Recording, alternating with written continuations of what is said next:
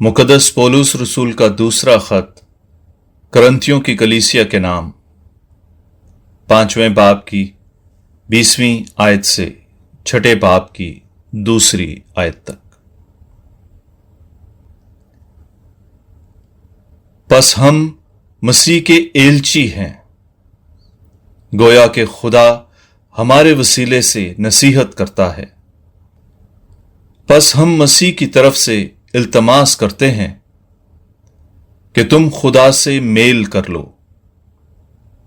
उसने उसे जो गुनाह से वाकिफ ना था हमारे बदले गुनाह ठहराया, ताकि हम उसमें खुदा की सदाकत ठहरें और हम उसके हमकार होकर तुमसे मिन्नत करते हैं कि तुम खुदा का फजल बेफायदा मत पाओ,